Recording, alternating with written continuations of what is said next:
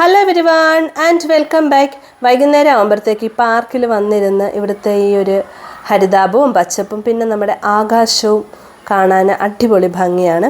അങ്ങനെ ഇരുന്നപ്പോഴാണ് വിചാരിച്ചത്, അയ്യോ വീട്ടിൽ ബീഫ് ഇരിക്കുന്നല്ലോ, എന്നാൽ പിന്നെ നമുക്കൊരു ബീഫ് കറി ഉണ്ടാക്കാമെന്ന് വിചാരിച്ചു. അങ്ങനെ നമ്മൾ തിരിച്ച് വീട്ടിലേക്ക് വന്ന് ഇനി നമുക്ക് ബീഫ് കറി ഉണ്ടാക്കാം.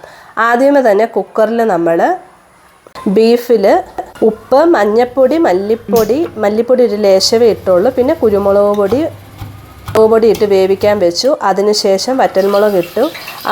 അതിനുശേഷം ഇഞ്ചി വെളുത്തുള്ളി പേസ്റ്റോ ചതച്ചതോ, ഞങ്ങൾ ചതച്ചാണ് ഇട്ടത്. പിന്നെ പച്ചമുളക് അതെല്ലാം വഴന്ന് വരുമ്പോഴത്തേക്ക് സവോള ഇട്ട് ഇതെല്ലാം വഴറ്റി അതിനുശേഷം ഒരു ലേശം കായോ ഇതിൻ്റെ അകത്ത് ഇട്ടിരുന്നു. പിന്നെ നമ്മൾ വേവിച്ച ബീഫ് ഇതിൽ ചേർത്തു. പിന്നെ അവസാനം ഒരു ക്രിസ്പിനെസ്സിന് വേണ്ടി സവോളയും കൂടി ഇട്ടു. അങ്ങനെ നമ്മുടെ ബീഫ് കറി റെഡി. അങ്ങനെ നമ്മുടെ ബീഫ് കറിയും റെഡി.